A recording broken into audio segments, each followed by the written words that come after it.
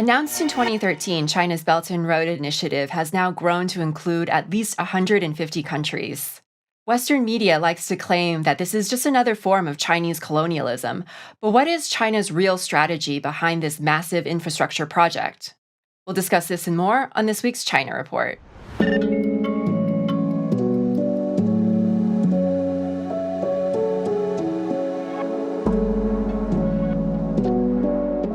Welcome to the China Report, a new show produced in collaboration with Pivot to Peace. Every week, we'll be helping you sort through the propaganda with an independent view of the country that we're taught to hate but know so little about. I'm your host, Amanda Yee, and this is my co-host, KJ Noh. KJ, why don't you get us started with this week's headlines? China has been building electrical pipeline and other infrastructure in Pakistan as part of its BRI development initiative. Baloch ethno-separatists have been attacking this infrastructure. These attacks disrupt the development of this critical Pakistan segment of the Belt and Road. This node, if fully developed, would bypass and nullify the choke point of the South China Sea, which the U.S. has wargamed out as a way to strangle China into submission. We'll be discussing this more in this program. In August, the Baloch Liberation Army separatists launched coordinated terror attacks, killing more than 70 people. Over the past 2 years, it has assassinated 19 Chinese, including at least 14 Chinese engineers, 3 Chinese language teachers, and scores of Punjab laborers, including 7 barbers or hairdressers. China is launching an attack on fake news. China's top cyberspace authority announced a 3-month special campaign to crack down on illegal online news services, including the spreading of false news. According to a statement released by the Office of the Central Cyberspace Affairs Commission, this is part of a broader effort to further regulate inter-news information service activities and create a clean cyberspace. The campaign will target the fabrication and dissemination of false and misleading news information and the use of exaggerated headlines that are inconsistent with the content of the article. Meanwhile, the malicious alteration, distortion, splicing, and forgery of news information that misleads the public will be cracked down upon. Taiwan compatriots rescued from Lebanon. Taiwan residents residing in Lebanon were rescued by the PRC, who evacuated them to safety and flew them home as the Israeli bombing began.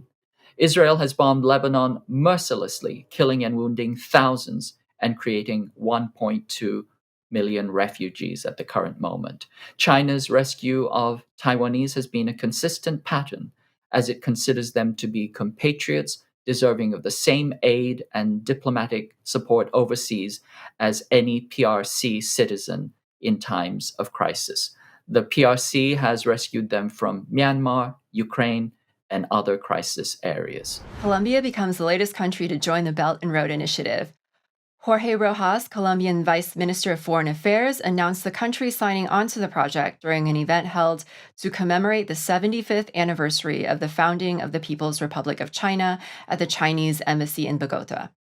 China is Colombia's second largest trade partner after the U.S., and it has become a key player in the country's mega infrastructure projects. The construction of the first line of Bogota's new subway, for example, is being developed with a consortium of Chinese companies. The move follows a statement made by President Gustavo Petro last year during a trip to Beijing, where he spoke of his intentions to expand Colombia's trade alliance with China. China develops method of using donor stem cells to heal autoimmune diseases. In another scientific breakthrough, Chinese scientists demonstrated that donated stem cells can be used to treat autoimmune diseases. A previous technique called chimeric antigen receptor, or CAR T-cell therapy, uses a patient's own T cells to fight cancer. However, this approach is an expensive and highly individualized technique.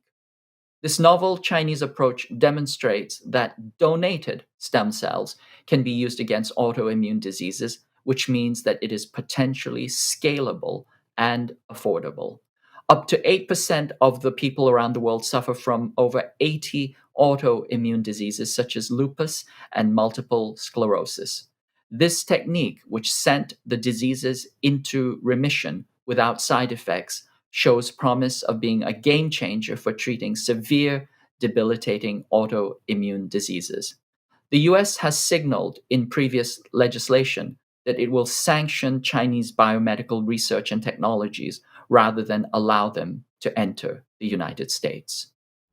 And now to our main segment. In 2013, Xi Jinping announced an ambitious new China led infrastructure project with the aim to revitalize ancient land and sea Silk Road trade routes.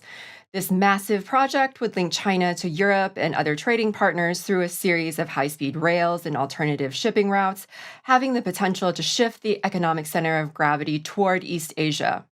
Now, over a decade later, around 150 countries have signed on to the Belt and Road Initiative, and these projects not only include constructing or upgrading ports, roads, railways, and other trade related infrastructure, but also pursues internet connectivity and digital advancement programs as well. Still, there are a lot of misunderstandings around BRI, a lot of them spread by US corporate media. To set the record straight, we're joined today by Vik Sohonie. Vik is a Grammy Award winning music producer who's traveled extensively to Africa and spoken to those there about Chinese development projects in the region. He's the founder of Ostinato Records, a label which focuses on music from Africa's past. Vik, welcome to the China Report. Thank you so much for having me. Well, Vik, you've traveled throughout Africa as part of your work. You've seen these BRI projects for yourself. You've also read extensively about the history of trade routes. So, maybe just to get us started, can you orient us a little bit on what exactly is China's Belt and Road Initiative? What is it trying to achieve? And what is the strategy behind it? Sure. So I think in order to answer that, we have to do what very, seldomly is done, which is take a very long view of history, right? So if we look at history, not only the last 200-300 years of when the West has been in power, but we look at what came before the West, we have a far greater understanding of what's coming now as Western power recedes, right? So we'd have to ask ourselves, before Western Europeans set sail, before the West began to dominate the world around the 18th century, what existed, right? Where were the centers of the world economy? Where did the world move and groove? How was trade structured? And unfortunately, many education systems around the world still very much center the Atlantic and the Mediterranean. If you read the Plato to NATO version of history, you will think that the whole world has always been centered in the Atlantic or the Mediterranean, and that's not true at all. The center of the world economy for most of human history has been in the Indian Ocean. The Indian Ocean is where Europe, Africa, and Asia begin and end. It is where, East Africa, the Arabian Peninsula, South Asia, Southeast Asia, China, this is where all the trade has happened. It's actually one of the least studied, it is the least studied body of water in historical scholarship, yet it is the most traversed body of water. So if we look at it through that lens, you then have to understand what Europe was trying to do when it set sail, right? So it was not all Europeans who began to set sail. It was the farthest Western Europeans who set sail. It was the Portuguese, it was the Iberians, the Spanish, it was the Dutch. Now, why was it the Western Europeans? Because if you were on the far western coast of Europe, or rather, if you were on the far western coast of a peninsula in Asia, the far western portion of Asia, which is known as Europe, you are completely cut off from the most lucrative trade routes in the Indian Ocean. You cannot access the Mediterranean because at the time, you are blocked off by the Moorish Muslim armies of North Africa, which the Iberians are waging war on for a very long time. So the Portuguese decided, not out of exploration or out of some great, divine purpose, it was out of desperation to say, we are entirely cut off from the global economy. So that is why they set sail. They set sail and they rounded the continent of Africa and they ended up in the Indian Ocean. And when they ended up in the Indian Ocean, they went port to port, right? They went down the Swahili coast, the Somali coast, into the Red Sea, into the Persian Gulf, through the coast of India, into the Malacca Straits, not to say hello, but to dismantle all of those port cities. They cannoned them, they shelled them, they attacked them, their soldiers destroyed them. That is when the Europeans began speaking to the world in the language of violence. And they did so because they realized, first of all, this Indian Ocean trading system is very rich and is a very peaceful trading system. It is one in which there is not a dominant power that is throwing its weight around militarily in any sense. There is actually a very long history of a very peaceful trading system, a very lucrative trading system here, yet we have nothing to offer this trading system. So what we're going to do is we're going to destroy it, and we're going to bring it to the Atlantic to make it work for us, right? So that's the first part. That's what the Portuguese did. That's what the Dutch did. Then the British Empire came along, and the British Empire said, thank you very much. You guys figured something out, that, it is not only about dominating the Indian Ocean or bringing it to the Atlantic. It is about also controlling the choke points of the global economy, the choke points of the Afro-Eurasian landmass. So if you look at Africa, Europe, and Asia, which is commonly referred to as the world island, there are very strategic choke points. And the British masterminded this theory of empire, which says if you control the choke points, you control the world, you control the world island, right? And the world moved and grooved in the Indian Ocean, but it also, very importantly, global trade was very much focused on what was known as the Silk Roads, which ran through Central Asia, which connected, the innermost cities of China to the port cities in the Mediterranean. It ran, like I mentioned, through Central Asia. So there was this land route theory of empire, which if you want to dominate the land routes of Central Asia, of Eurasia, you can dominate the world, or at least the Eurasian world. And if you dominate the checkpoints, you can then dominate maritime trade, right? So the Mongol Empire was very much focused on the land routes. They had that entire space of land, that all the major land routes of trade ran through between Europe and Asia for centuries. But the British said, we are going to create a very new system of empire, and that is going to be focused on maritime empire, but also on these choke points. Now, what are these choke points? Let's go all the way from Western Europe all the way to Southeast Asia. Gibraltar, right? Everyone knows Gibraltar, a British colony that is at the choke point where the Mediterranean meets the Atlantic, British colony. The Suez Canal came a little bit later, but nevertheless a choke point that was under Egypt was under British rule, right? The other choke point, the Bab el-Mandeb Strait in between what is today Djibouti and Yemen. Yemen, of course, being a British colony, and just across the pond from Yemen was what was known as British Somaliland, which is today, Somaliland, which is trying to secede from Somalia. Then you move into the Persian Gulf and the Straits of Hormuz. Of course, that area was controlled by the British. Then you move into a little island. It's not really a choke point, but it's more of a watchtower in the very center of the Indian Ocean that's known as Diego Garcia, right? And Diego Garcia today is still, it's an American military base in the smack dab in the middle of the Indian Ocean, because it can, exert power throughout the Indian Ocean. And then you have the most important choke point, which is the Malacca Strait between Indonesia and Malaysia. And of course, Malaysia and Singapore were controlled by the British. And not so much a choke point, but an exit route for Chinese trade, of course, was Hong Kong, which was, still is a major shipping center, and of course was a British territory. So you can understand here, if you look at a map, what the British were doing, right? They cordoned off the entire Afro-Eurasian landmass.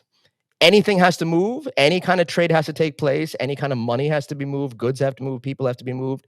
You're going through us, right? And you're going to pay the piper when you go through us. And if we don't like you, we're not going to let you go through there, these choke points. Of course, after the Second World War, when Britain passed the baton on to the United States to continue the Anglo-American empire, the United States took control of all of these choke points, right? With the exception of Gibraltar, but in the Suez, there's American troops.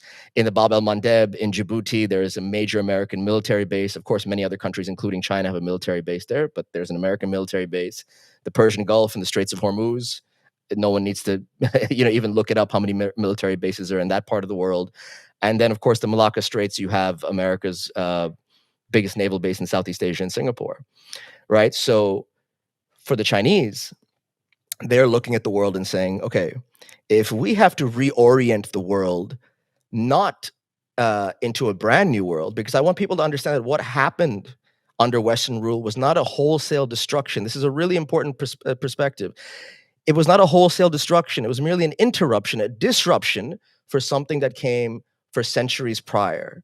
So as it unwinds, as Western power unwinds, as it recedes, a new world is not being built. In fact, an old world is just coming up with, different technologies and different structures, but that old world is coming back. And the Chinese are not saying we're going to build a brand new world. They're saying, no, we know how the world worked before, the Portuguese set sail and the British set sail and the American Empire dominated. We know how the world worked, how it worked for us, how it worked for us in Asia, how it worked for people in Africa, how it worked for the Afro-Eurasian landmass.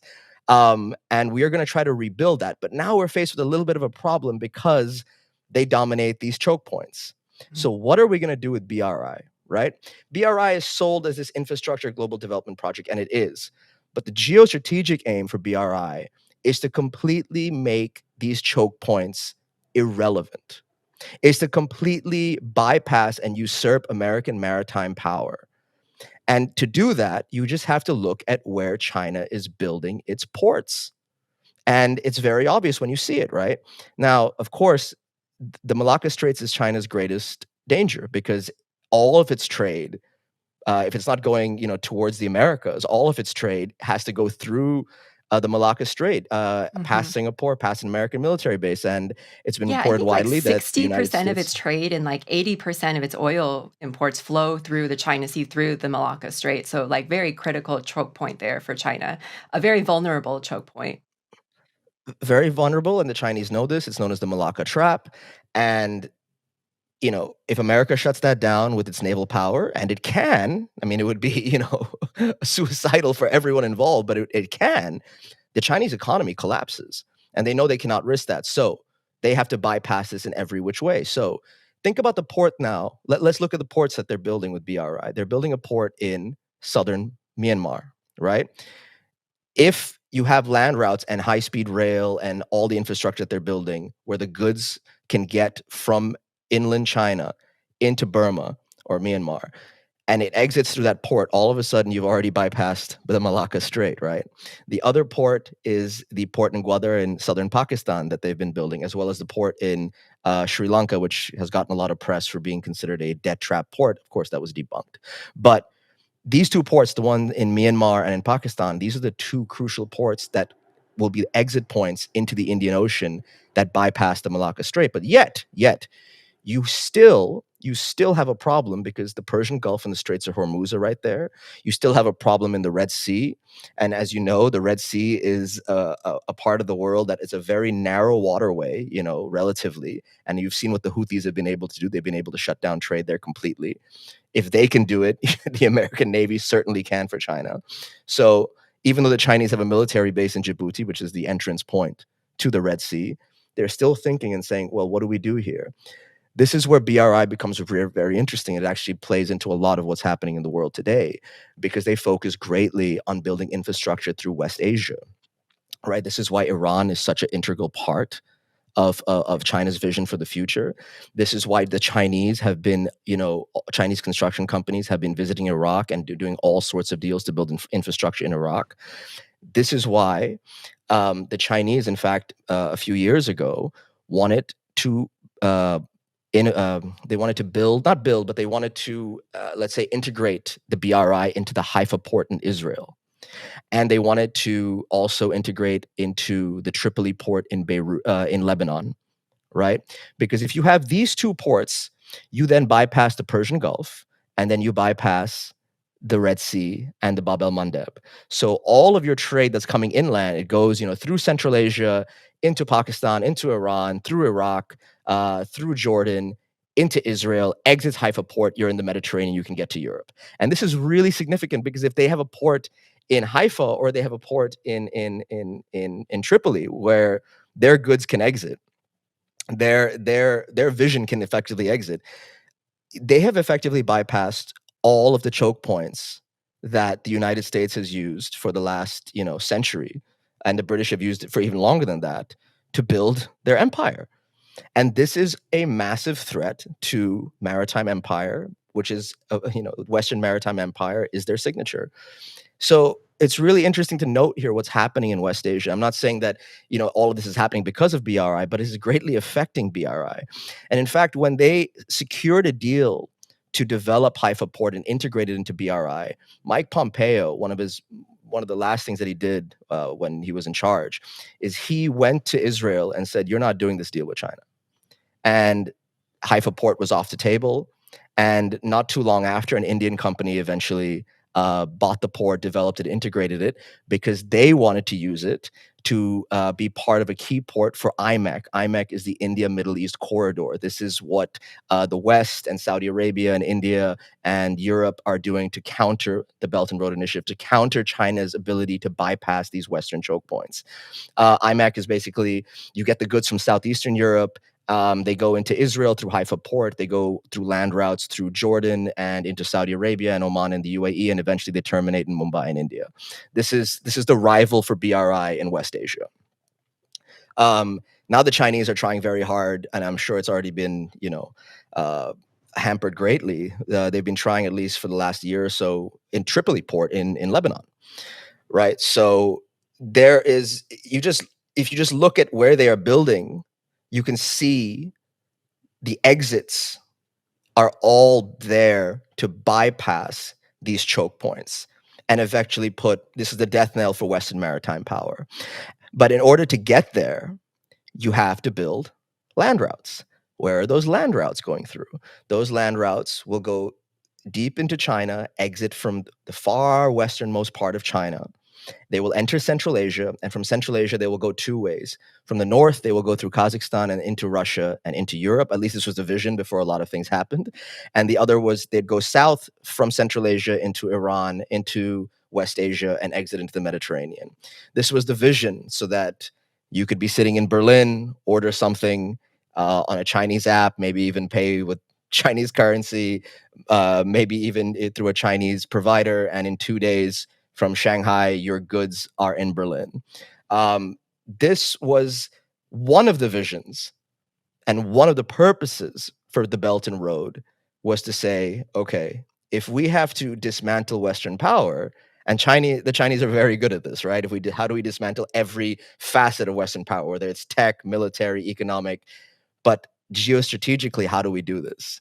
Because the West has been absolutely exceptional at pinpointing what they need to control. And if you look at Central Asia, which is the land routes that they are trying to build, what was the war in Afghanistan partly about? It was about putting a foothold in Central Asia to stop China from integrating Europe and Asia and building the Eurasian market, this Eurasian economic, paradigm that would eventually completely make the Western world relevant. It would bring all power to Asia, to China. And this is really, at a deepest level, when the thinkers are planning this, you can just look at a map and you can see where the United States is, where the West restructured the world, and how China is trying to bring back this world. It's been referred to as the new Silk Roads, right? And it very much is. If you look at old maps of the old Silk Roads, I mean, really good maps, not just like cheap drawings, like the old trade routes, the medieval trade routes of the Silk Roads, the maritime trade routes, as well as the land trade routes in Central Asia, they're almost identical to what the Chinese are doing.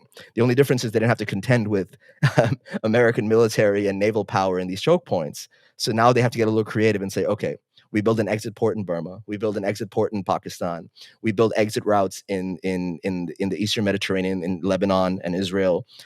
But now BRI, for that purpose, because of what's happening in West Asia, is now a little bit of a longer dream that may not come true. And it's also why the Chinese have reinvested so much of what they were trying to do in West Asia now to Southeast Asia and to Central Asia. That's where most of their money is going. It's not even, yes, they have put in a new round of funding. Just this year, they've announced, I believe another $50 billion for Africa. But their priority now is Southeast Asia. And you see it every day. I live in Thailand, and you can see in the press every day the high-speed rail networks that are being conceived that are going to connect Shanghai all the way to Singapore. That are going to connect Kunming to Bangkok, and this entire infrastructure that's being built to facilitate trade, economic growth, movements of people, networks, businesses.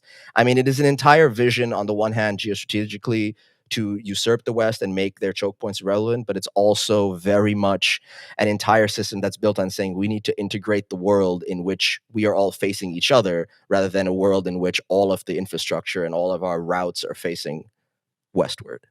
Mm. Yeah, I mean, I think it was also, you mentioned it as well. It's something that the Chinese had to do out of necessity, right? In 2011, Obama announced his pivot to Asia, and so he was going to pivot all of these resources into encircling China, building military naval bases in the South China Sea, so they could no longer rely on these like Western-dominated maritime trade routes. And so I think BRI also constitutes this kind of counter-containment strategy on the part of China, right? Because it circumvents this military encirclement that the U.S. just keeps doing, this encirclement of China, but it also shifts the economic center of gravity toward China through better connecting it to its trading partners in Europe, Africa, and also it's expanding into Latin America as well. And what Yeah, it for also sure. I does, mean, yeah, what it also does is it connects the Eurasian continent as the central landmass. This goes back to the idea of Alfred Mackinder, who believed that the center of quote unquote the world island was Eurasia.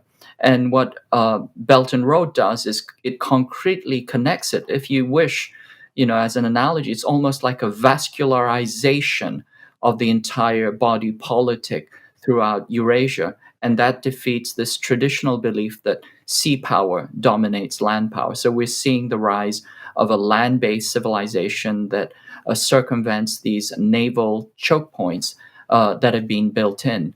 But I think the thing that's also important to point out, and you hinted at this, is that the places where the BRI is critical, that is to say, the China Pakistan Economic Corridor going into Gwadar, and the China-Myanmar Economic Corridor going into Kyaukphu Port and other places. All of these places have seen significant disruption and actually direct attacks on the Belt and Road. Just most recently, I think a couple of days ago, 2 Chinese were killed in Karachi, Pakistan, and that's after another 17 I think 14 engineers and 3 teachers have been killed in Pakistan in the past few years. So, can you say a little bit about that? It's a counter maneuver, and we also see, if you will, the empire striking back to thwart these countermeasures.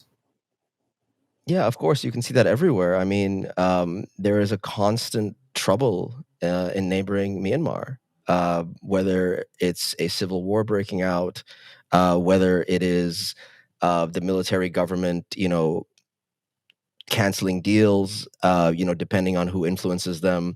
You can even look at in Pakistan, there is a constant stream of attacks against particularly BRI projects, projects that are leading to this port, projects that are meant to bypass American military installations, American naval power. It's happening absolutely constantly. Kazakhstan, for example, is a major player, will be a major player in what the Chinese are trying to achieve with BRI. There was a disruption in there was what people considered a color revolution not too long ago in Kazakhstan. I mean, governments are literally being decided here based on their preference for China versus the United States, their involvement in BRI or not. I mean, this is a major project. It doesn't. There was a period when BRI was getting a whole lot of press. Of course, it was demonized heavily in Western press. Everyone was questioning it, talking about the loans, talking about the infrastructure. Is it actually worth it? What are they doing? Why are they doing this? The Western imagination could not fathom that a powerful country might go out and actually build things for people, without any kind of military involvement. But the BRI has taken a back seat, but it's still very much chugging on. And the less attention people pay to it, I think it's better for people in the West to know that, hey, there is a whole new world that is being built every single day in Asia. The Asia I grew up in, the Southeast Asia I grew up in, the three countries I grew up in, 20, 25 years ago to now, I mean, it's night and day.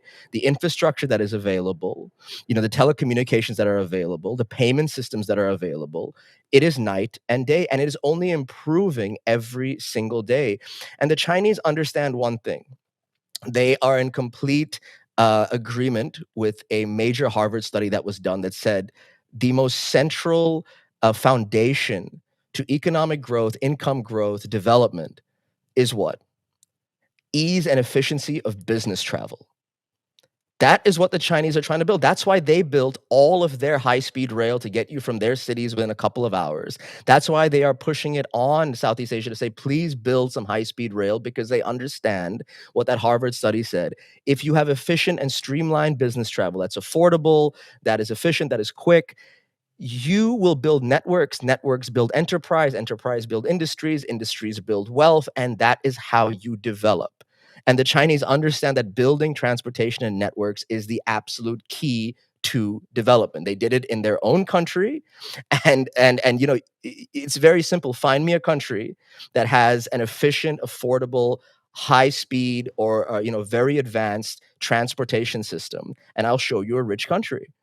The rule applies literally anywhere in the world, and the Chinese understand this, and they are trying to impress upon countries the absolute necessity of this, because if you actually see the world, much of the world, you will see how much infrastructure is. We're in 2024. People would be shocked if you went to parts of Central Africa. I've been to Sudan, Chad. I've spent a lot of time in these parts of the world. I was just in Central Asia last year working on a music project. There is a severe lack of infrastructure in the world. I mean, it's hard for people to really understand this, but you really have to understand that. And I'm not even saying that high-speed rail is missing. I'm saying there are countries that lack trash collection systems. There are countries that lack sewage systems. I'm talking the most basic fundamentals of development in 2024 are still lacking. And the Chinese are also looking at BRI as a way of saying, enough is enough. How can we move into a world? How can we even guarantee our own prosperity if the people we are trying to do business with do not have the basic fundamentals of development in place? An example I always like to use is the United States Marshall Plan. Now, criticize it or whatever view you have of it. The United States looked at Europe after the Second World War and said, our biggest trading partner, our biggest market, the people we are going to do business with, who else are we going to do business with? The rest of the world has been colonized, and coming out of colonization, they have no money. Much of the world is bombed and depleted. Our biggest business partner, Europe, has nothing. We are going to do what? We're going to give it a lot of loans, low interest, long-term loans, so that it can redevelop itself. We're going to help it build factories and transportation networks and everything it needs to get back on its feet so that we can do business with it. So the Chinese are looking at the developing world, and as you know, their trade with the global south, the developing world, the emerging world, whatever we want to call it today, has surpassed its trade with the West. Now, if you are selling to parts of the world that still lack a great deal of infrastructure, still lack a great deal of development, how is this going to work? The Chinese are not just selling cheap goods anymore. They are now producing high value tech goods, and they need markets for these goods. They are trying to cultivate these markets, and to do so, they understand, because they've done it themselves, and other countries in Asia have done it. To do so, it doesn't happen overnight. You have to put in these little things in place, and the first things you have to put in place are things that allow the free movement, the efficient movement of goods and peoples. And you have to put in place these infrastructure projects, whether it's ports, whether it's hydroelectric plants, whether it's rail lines, whether it's highways. I mean, everything you possibly can do to connect And places electricity. together. Electricity and Basic water. stuff. Mhm. But basic stuff, electricity, even small things like building in Iraq, they're going to build 1,000 schools. Because if you are building a BRI project, you need an educated workforce that is built around it, that's going to look after it. You can't just put a road through a place of massive underdevelopment. That's not going to work. The entire area around the rail line you're building has to be developed as well. This is an understanding that they have. So it is not only about, hey, we're going to bypass American power. It's also about, how on earth do we bring much of the world into, the 2020s? Because you would be shocked to see where much of the world is. It's easy sitting in parts of Asia or in Europe or America or, in pockets like Dubai or elsewhere to say, okay, the world is doing well. It's really not. It's really not. Much of the world, particularly in the African continent, I mean, the amount of infrastructure that's needed is endless. And even in Southeast Asia, which is doing quite well, there's no high-speed rail at all of any kind. The Indonesians just had one, thanks to the Actually, Chinese. They built actually, one. there is. Yes, they just There, built there a is, but line in Laos from in Laos, yes, to Vientiane, which is extraordinary. I yes. mean, they had to demine millions of unexploded ordnance in order to build that. And there's a one-to-one correspondence between poverty in Laos and the presence of UXOs, because where you have UXOs, people can't farm, families get killed, kids can't go to school because parents are killed, etc. And so there's some kind of fundamental shifts that China is building. And I agree with you 100%. There's a Chinese proverb which says, if you want to get rich, build a road. And that's true. We've shown it, both domestically and internationally, that where you build good public transport domestically, for example, in the United States, you are going to have wealthy or more wealthy communities. And where you don't have it, you're going to have privation. You're going to have very, very segregated and disparate communities. But, coming back to this notion of underdevelopment in Asia and Africa, I think the key thing to point out is that this underdevelopment over centuries of Western colonization was very deliberate. That is, colonization and imperialism requires underdevelopment. And when China goes into the global south and helps these countries build out basic infrastructure, it's lifting everybody up. It's a process of co-development, of mutual development, of win-win for everybody. And I think that is fundamental in undermining the imperialist project, which requires underdevelopment. I agree. I think, someone who grew up in Southeast Asia, and my father did business in China for 30 years. I know, sitting on many dinner tables with Chinese business people, I can say one thing: there is a strong philosophy of, I get rich because you get rich, and you get rich because I get rich. There is actually, it sounds like, it's all coming from a good heart. I'm not even saying not everything is coming from this, good-hearted place. I'm saying that everything is very pragmatic, in that we cannot have underdevelopment, rampaging around the world for the next 100 years, because that means our goods cannot be sold. Our services cannot enter countries. Your goods cannot enter our countries. We need to bring, the Chinese understand this very, very clearly. That is why they initiated RCEP, which is the largest trading bloc in human history, which encompasses all of Asia Pacific, Australia, even Pacific countries in South America. And this trade bloc has lifted so many barriers, trade barriers and duties between Asia Pacific countries, that in the last year, I remember reading, in the last couple of years, Vietnam's trade expanded 300% because of this trading bloc. And that has played a big role in Vietnam's development. So this is something that is happening, that the Chinese understand.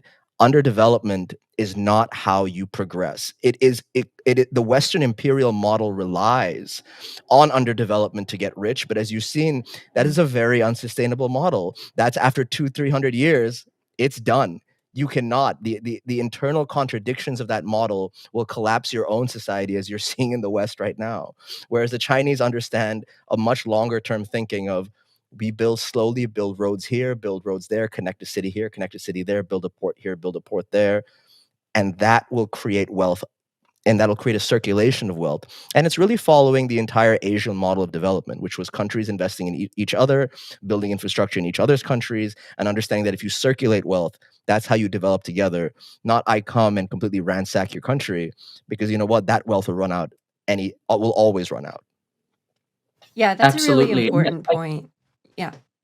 Yeah, and I think it's important to point out that this Western globalization, this sea-powered Western globalization, actually started with slavery. The Portuguese were slave traders trading with the Japanese. The Japanese were also part of this triangular slave trade. So I think we're looking at a foundational tectonic shift in global affairs and how the world is run. I think it's a very, very positive development. Well, speaking of these development projects, I know that you've, traveled extensively through Africa and talked to a lot of people there as part of your work as a music producer. And I know that in the West, we have this very simple narrative that what China is doing in Africa is pretty much akin to this new kind of colonialism. And we talked to Kambali Musavali a few episodes ago. He's from the DRC. And, we asked him, do Africans see this as a form of colonialism? So I just wanted to ask you, what have Africans said to you about these infrastructure projects when you've asked them about it? And, what is the human impact that these kinds of infrastructure projects, these Chinese-led infrastructure projects, have they had on the continent that you've seen? Yeah, well, first I would say that, if these projects are, demonized and considered evil like colonialism was, why is everyone trying to emulate them? Why does Europe have its, global gateway, which is to build infrastructure across the global South and Africa? Why does the United States have its, I forget the name of it, but they even tried to do something.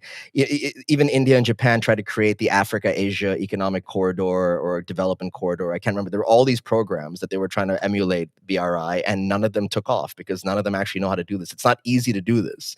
So that's the first thing. If it really is so bad, if it really is colonization, why is everyone trying to copy it? Because they know it's working.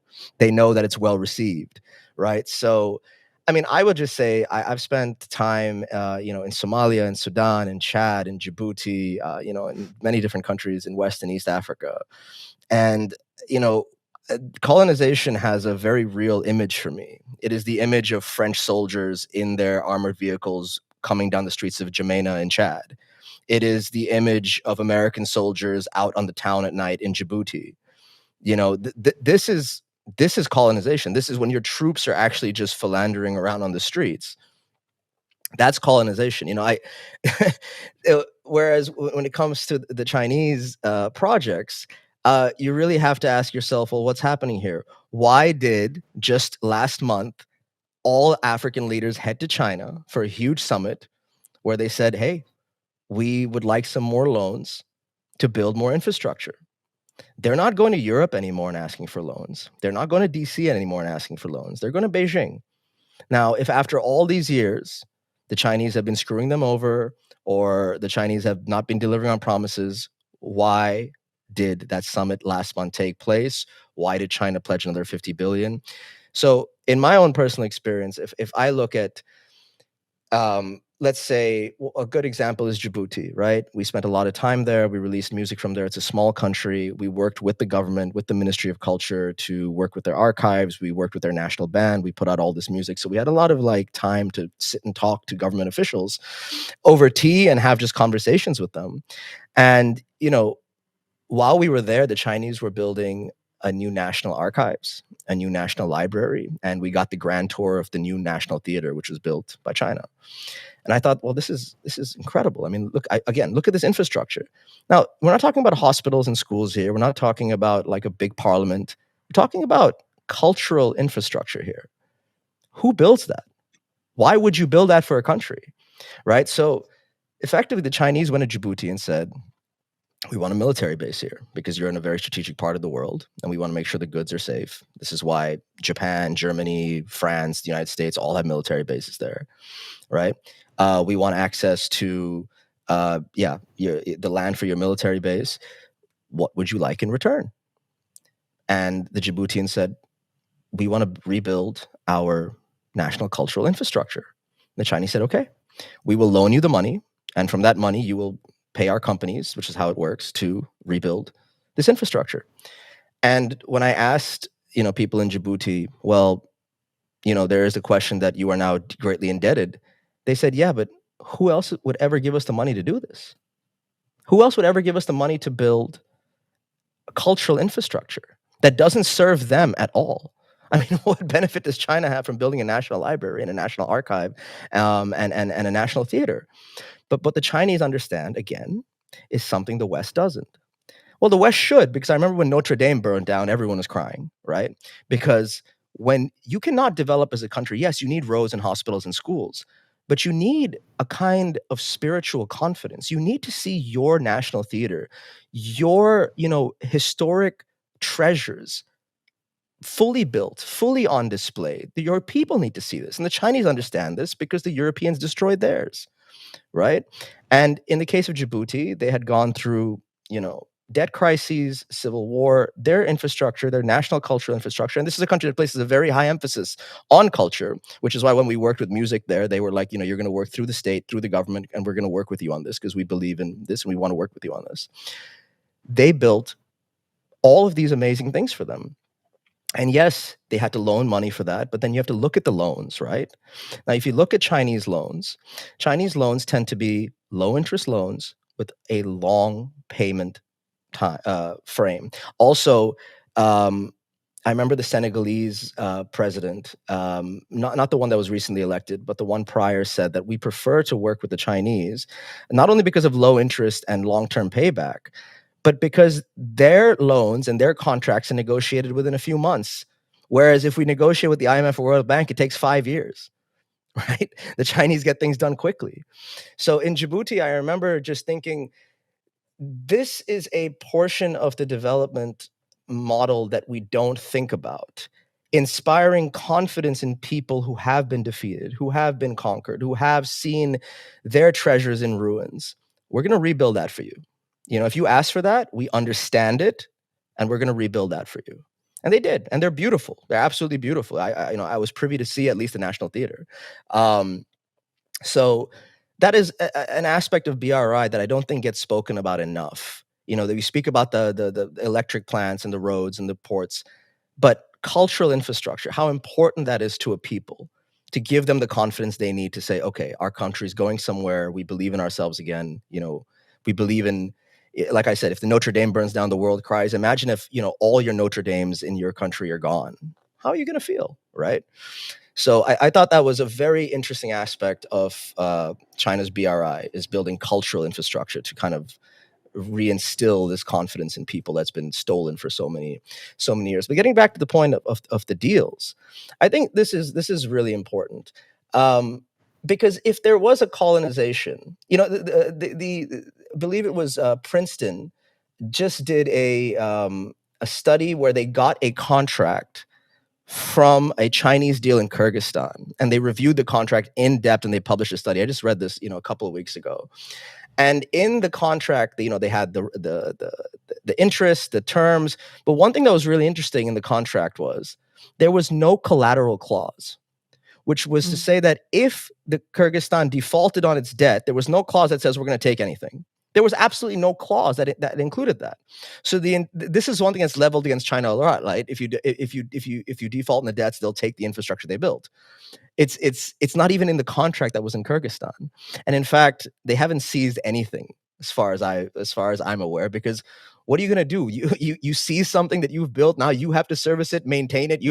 That doesn't make any sense to me, So it was a really interesting document that they did a full study on a Chinese contract. So the interest rates on these Chinese loans, it depends on the bank, right? You're not getting it directly from the government. You're getting it from state banks. So some banks can have it at 3-4%, but you usually work in around 1-2%. Now, the IMF and the World Bank also have very low interest rates for developing countries or very poor countries. But the difference is The Chinese do lend in US dollars, but now they're increasingly lending in renminbi, right? Whereas the IMF and World Bank exclusively lend in US dollars. Now, when the Fed increases interest rates, your US dollar debt shoots through the roof, right? You now have more debt to service.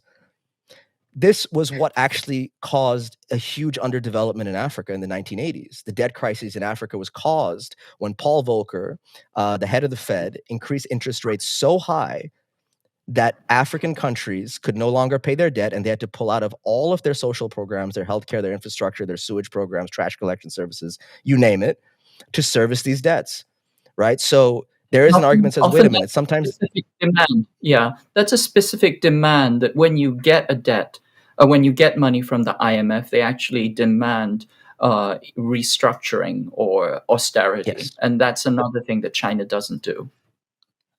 The Chinese do not ask for any kind of, full-scale liberalization of your economy so, they can move in here or there.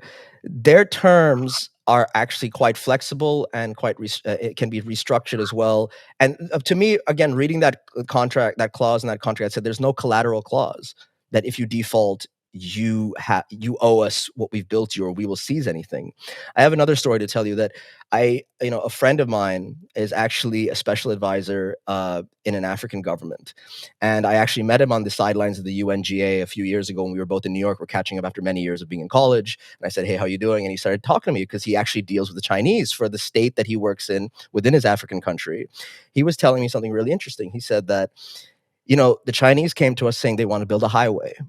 And they offered us an interest of, I think, about 2-3%. And the payment, the repayment terms were 30 years. And he said the tolls on the highway can repay the interest. And then he said something to me really interesting. He said, if we cannot pay back this loan in 30 years, we have no business being a government. And I thought that was really interesting. Let's just give you a perspective of someone who works in African government, in quite a large country in Africa, an important country in Africa.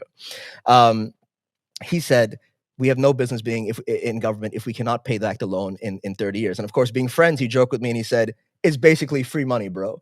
He didn't mean it, like that. But what he's trying to say is it's a good deal. It's a good deal. The key word here, and many people in Africa use this, it is a net positive. How can it not be? I'll give you just one more example. Africa today is one of the fastest growing markets for pharmaceuticals. Okay. Most African countries do not have a domestic manufacturing for pharmaceuticals. Only a handful do. I believe Morocco, Egypt, Sudan did. And then, Clinton striked their pharmaceutical factory, I believe, in 1996.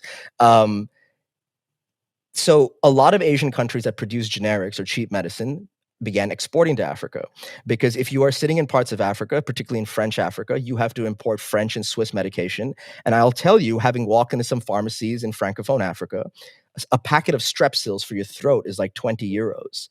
That is a very expensive price in some of these countries, right? Whereas, and then a lot of times they have to have someone go personally to India or Pakistan or Jordan or wherever they produce cheap generics and bring it in his hand luggage and then sell it somewhere. What did the Chinese do? They said, why even bother exporting? We're just going to open a factory that produces that just manufactures the pharmaceuticals. I mean, we're talking base pharmaceuticals, we're talking stuff like paracetamol, ibuprofen, basic painkillers, things that are low in stock, not always available, and sometimes maybe even the infrastructure is not them to keep them in the climate they need to be, so they don't go off or anything. You look at something like this. How can this not be a net positive if a country builds a pharmaceutical factory in your country? Gives you the loan, you pay a Chinese company to build it in your country, you have a factory, you create employment, your people now have access to good pharmaceuticals. I mean, okay, even if the debt takes a while to be paid, even if the interest is considered a little bit high, you have a pharmaceutical factory finally in your country, don't you? That's a net positive. And you will very rarely in my travels have I seen or heard anyone wholesale criticize what the Chinese are doing. They might have some reservations here and there, particularly when it comes to the import of very cheap Chinese goods, which can outdo local goods, and that does happen. That is something that happens, but that is just a very common thing that happens in global trade, right? But I have not heard much criticism, even at the highest levels of government, when I even asked them, well, you've taken a big loan, there's a lot of debt. Yeah, but they built us a national library, a national archive, a national theater. Who's going to do that for us? And who is ever going to give us the money to do that, right? You can't go to the IMF and say, I want to build a national theater. They'll say, get out of here. So I think in my experience, it has been very much a net positive. And the last thing I'll say is Chinese investment, not only in Africa, but especially in Central Asia, has opened up countries.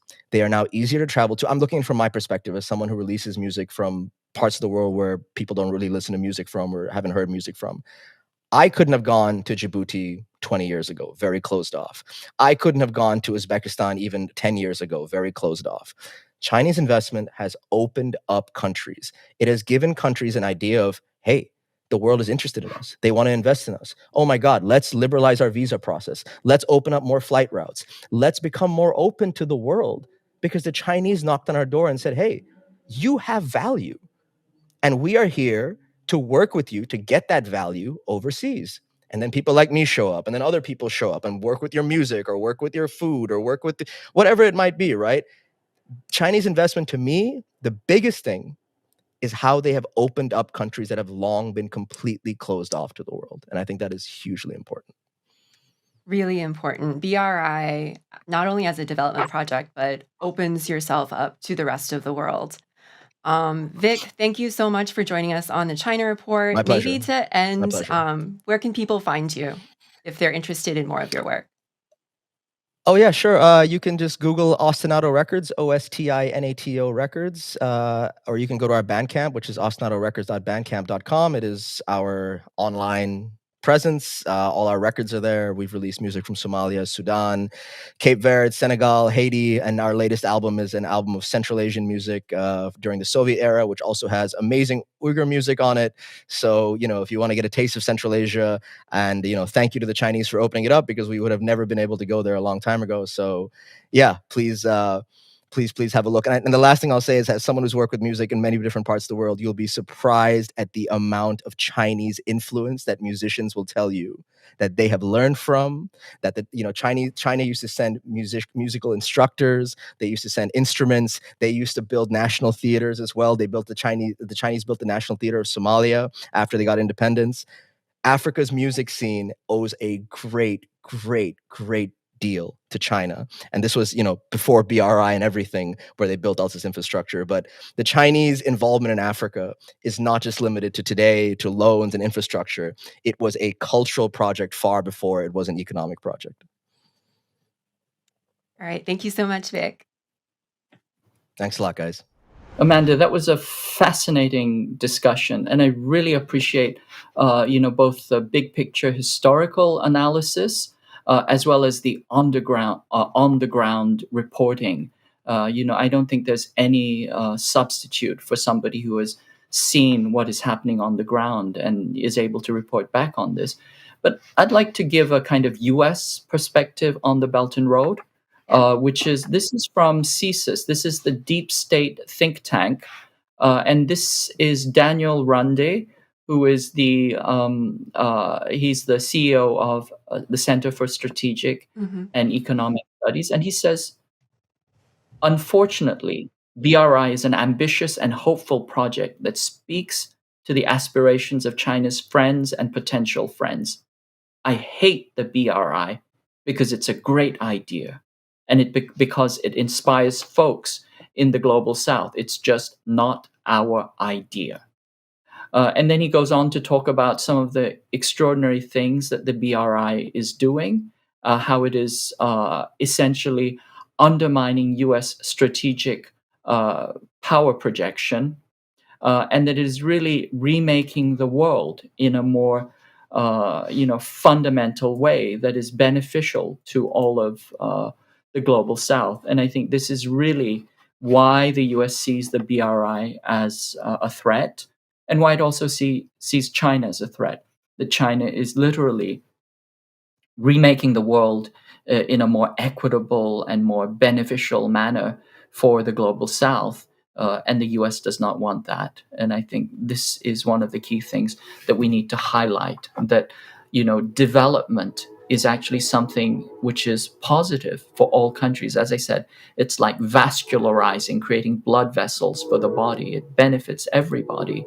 And for centuries, the global Western imperial powers have put tourniquets on the body, underdeveloping them, and then extracting and exploiting them as necessary. And I think this is a fundamental game changer and a shift. No, I don't think you can get any more honest than that. What a representative from CSIS has actually said about BRI and, what they actually think of BRI.